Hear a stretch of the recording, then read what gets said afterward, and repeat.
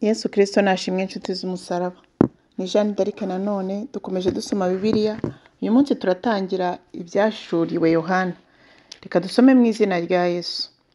Interuro: ibyahishuwe na Yesu Kristo iby'Imana yamuhereye kugira ngo yereke imbata ze ibikwiriye kuzabaho vuba, agatuma marayika we nawe akabimenyesha imbata ye Yohana, uhamya ibyo yabonye byose ari ijambo ry'Imana no guhamya kwa Yesu Kristo.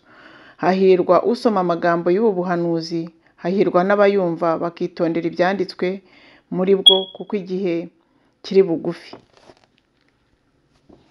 Ubutumwa bw'amatorero 7 yo muri Aziya. Njyewe Yohana ndabandikiye mwebwe abo mu matorero 7 yo muri Aziya. Ubuntu bube muri mwe n'amahoro biva ku Mana iriho kandi yahozeho kandi izahoraho, biva no ku myuka 7 iri imbere y'intebe yayo, no kuri Yesu Kristo ari we mugabo wo guhamya, ukiranuka n'imfura yo kuzuka, utwara abami bo mu isi, udukunda kandi watwejesheje ho ibyaha byacu amaraso ye, akaduhindura abami n'abatambyi b'Imana ye ariyo na se. Icyubahiro n'ubutware bibi by'iteka ryose. Amen. Dore arazana n'ibicu, kandi amaso yose azamureba, ndetse n'abamucumise nabo bazamureba, kandi amoko yose yo mu isi azamuborogera. Nanone Amen.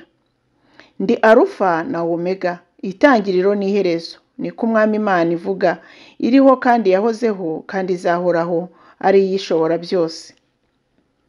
Yesu abonekera Yohana ari i Patimo.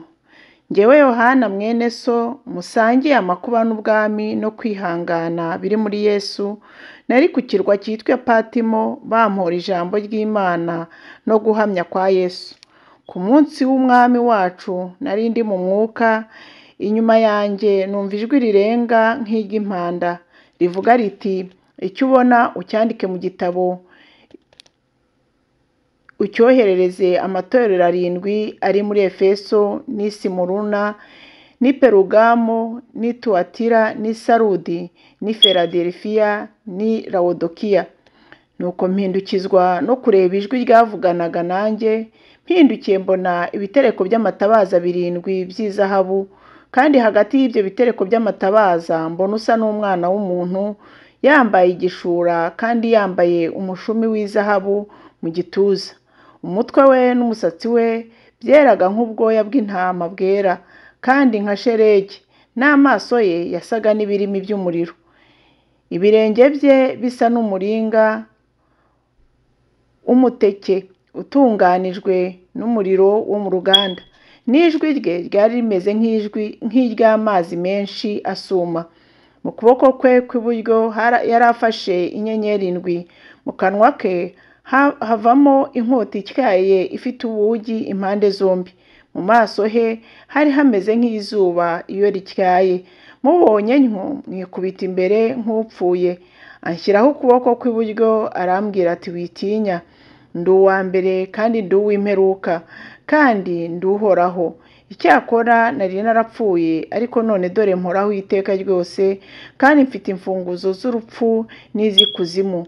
Nuko wandike ibyo ubonye n'ibiriho n'ibiri bukurikireho, hanyuma n'ubwiru bw'inyenyeri 7 izo umbonanye mu kuboko kwanjye kw'iburyo, n'iby'ibitereko by'amatabaza 7 by'izahabu.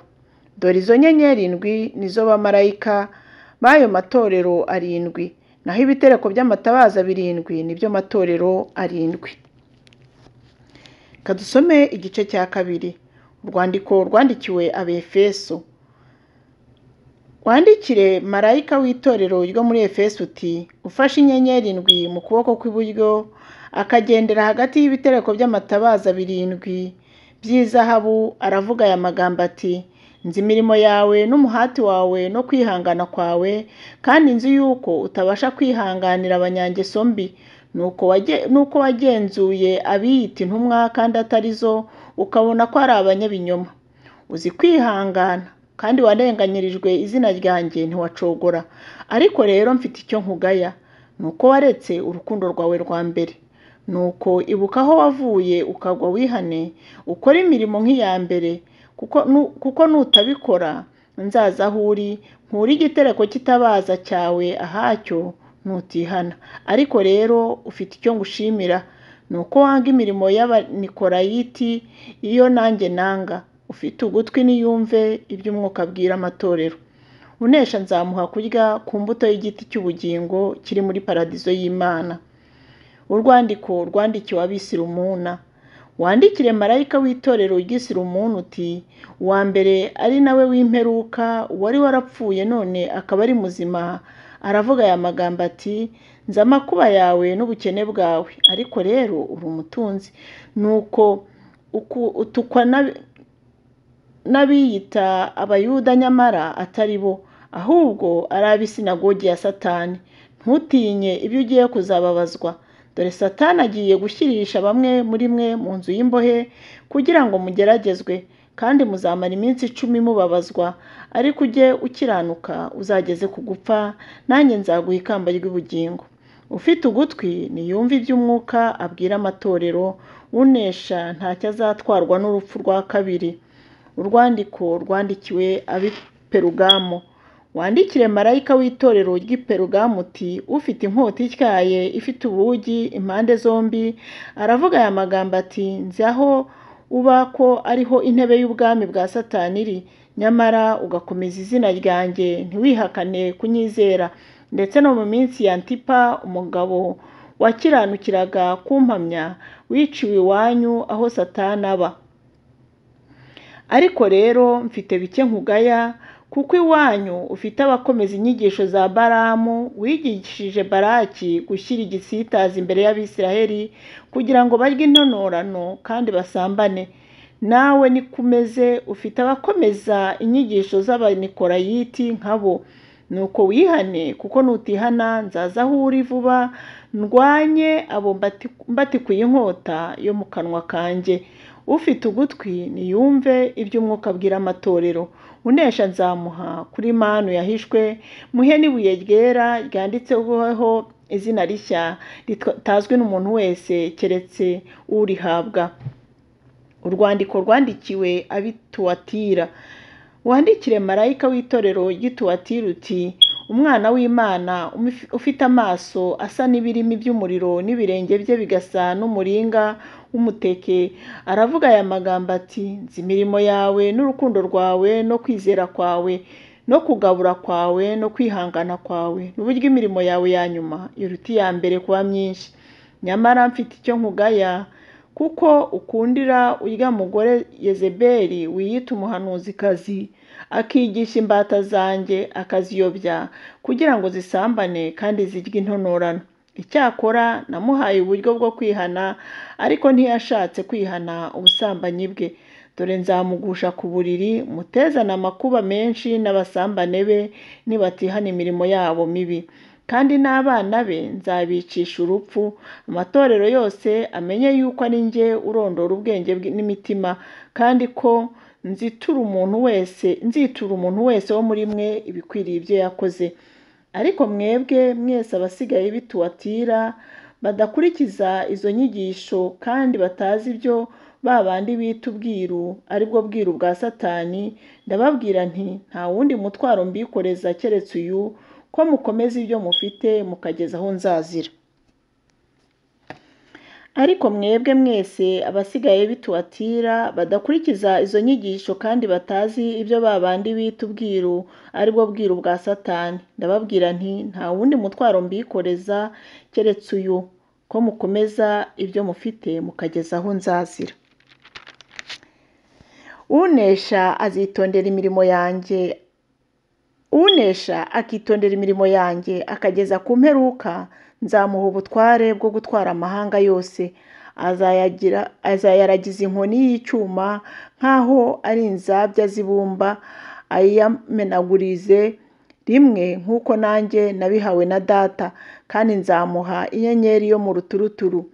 Ufite ugutwi niyumve icyo Umwuka abwira amatorero. Urwandiko rwandikiwe ab'i Sarudi. Aho dutangiye igice cya 3. wandikire marayika w'itorero ry'i Sarudi uti ufite imyuka irindwi y'Imana n'inyenyeri indwi aravuga aya magambo ati nzi imirimo yawe nuko ufite izina ry'uko uriho nyamara ukaba uri intumbi. Jya uba maso ukomeze ibisigaye bigiye gupfa kuko nabonye ko ari nta mirimo mwakoze itunganye rwose imbere y'Imana yanjye. Nuko ibuka ibyo wakiriye n'ibyo wumvise ubyitondere kandi wihane. Ariko rero nutaba maso nzaza nk'umujura nawe ntuzamenya igihe nzagutungurira. Icyakora ufite amazina make y'ab'i Sarudi batanduje imyenda yabo, nibo bazagendana nanjye bambaye imyenda yera kuko babikwiriye. Unesha niwe uzambikwa imyenda yera, kandi sinzahanagura izina rye na hato mu gitabo cy'ubugingo, ahubwo nzaturira izina rye imbere ya Data n'imbere y'abamarayika be. Ufite ugutwi niyumve iby'Umwuka abwira amatorero. Urwandiko rwandikiwe ab'i Filadelifiya. Wandikire marayika w'itorero ry'i Filadelifiya uti uwera kandi w'ukuri, ufite urufunguzo rwa Dawidi, ukingura ntihagire ukinga kandi ukinga ntihagire ukingura, aravuga aya magambo ati nzi imirimo yawe. Dore nshyize imbere yawe urugi rukinguye kandi ntawe ubasha kurukinga. Kuko ufite imbaraga nke nyamara ukitondera ijambo ryanjye ntiwihakane izina ryanjye.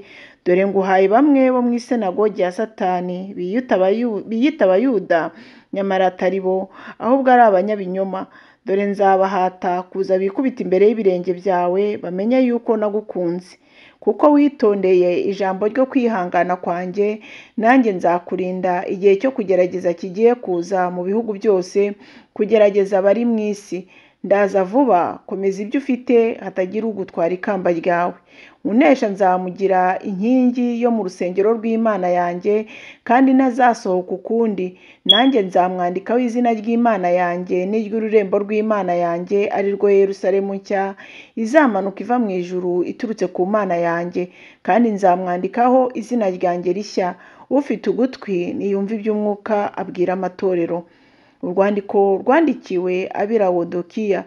Wandikire marayika w'itorero ry'i Lawodokiya uti uwiyita Amena, umugabo wo guhamya kandi ukiranuka w'ukuri, inkomoko y'ibyo Imana yaremye, aravuga aya magambo ati nzi imirimo yawe yuko udakonje kandi ntubire. Iyaba wari ukonje cyangwa wari ubisi. Nuko rero kuko uri akazuyaze udakonje ntubire, ngiye kukuruka. Kuko uvuga uti ndi umukire, ndatunze kandi ndatunganiwe, ntacyo nkennye, utazi yuko uri umutindi wo kubabarirwa kandi uri umukene w'impumyi ndetse wambaye ubusa. Dore ndakugira inama, ungureho izahabu yatunganijwe mu ruganda ubone uko uba umutunzi, kandi ungureho n'imyenda yera kugira ngo wambare isoni z'ubwambure bwawe zitagaragara, kandi ungureho umuti wo gusiga ku maso yawe kugira ngo uhumuke. Abo nkunda bose ndabacyaha nkabahana ibihano. Nuko rero gira umwete wihane. Dore mpagaze ku rugi ndakomanga, umuntu niyumva ijwi ryanjye agakingura urugi, nzinjira iwe dusangire. Unesha nzamuha kwicarana nanjye ku ntebe yanjye y'ubwami, nk'uko nanjye nanesheje nkicarana na Data ku ntebe ye. Ufite ugutwi niyumve iby'Umwuka abwira amatorero.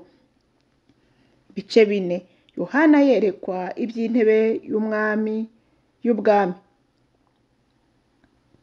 Hanyuma y'ibyo ngiye mbona mu ijuru urugi rukinguye, kandi numva rya jwi nabanje kumva rivugana nanjye rimeze nk'iry'impanda rimbwira riti zamuka uze hano nkwereke ibikwiriye kuzabaho hanyuma y'ibyo. Muri ako kanya mba mu mwuka, nuko mbona intebe y'ubwami iteretswe mu ijuru, mbona n'uyicayeho. Uwari uyicayeho yasaga nk'ibuye ryitwa yasipi n'iryitwa sarudiyo, kandi umukororombya wari ugose iyo ntebe usa na simaragido. Iyo ntebe yari igoswe n'izindi ntebe 24. Kuri izo ntebe mbona abakuru 24 bicayeho, bambaye imyenda yera, no ku mitwe yabo bari bambaye amakamba y'izahabu. Kuri ya ntebe y'ubwami haturukaga imirabyo n'amajwi yo guhinda kw'inkuba, kandi amatabaza 7 yaka umuriro yamurikiraga imbere y'iyo ntebe. Ayo matabaza niyo myuka 7 y'Imana. Imbere y'iyo ntebe hariho igisa n'inyanja y'ibirahure isa isarabwayi, kandi hagati y'iyo ntebe no kuyizenguruka hari ibizima bine byuzuye amaso imbere n'inyuma. Ikizima cya mbere cyasaga n'intare, icya kabiri gisa n'ikimasa, icya gatatu cyari gifite mu maso hasa n'aho umuntu, naho icya kane cyasaga n'ikizu kiguruka. Ibyo bizima uko ari bine byari bifite amababa atandatu atandatu, byuzuye amaso impande zose no mu nda. Ntibiruhuka ku manywa na nijoro, ahubwo bihora bivuga biti, Uwera, Uwera, Uwera, niwe Mwami Imana ishobora byose, niyo yahozeho kandi iriho kandi izahoraho. Iyo ibyo bizima bihaye iyicara kuri ya ntebe ihoraho iteka ryose icyubahiro no guhimbazwa n'ishimwe, ba bakuru 24 bikubita imbere y'iyicara kuri iyo ntebe, bakaramya ihoraho iteka ryose, bakajugunya amakamba yabo imbere y'iyo ntebe bavuga bati, Mwami wacu, Mwami wacu, ukwiriye guhabwa icyubahiro no guhimbazwa n'ubutware koko, kuko ari wowe waremye byose. Igituma biriho kandi cyatumye biremwa ni uko wabishatse. Imana ibahe umugisha kandi Imana ibishimire, mukomeze mugire weekend nziza, tuzakomeza umunsi w'ejo.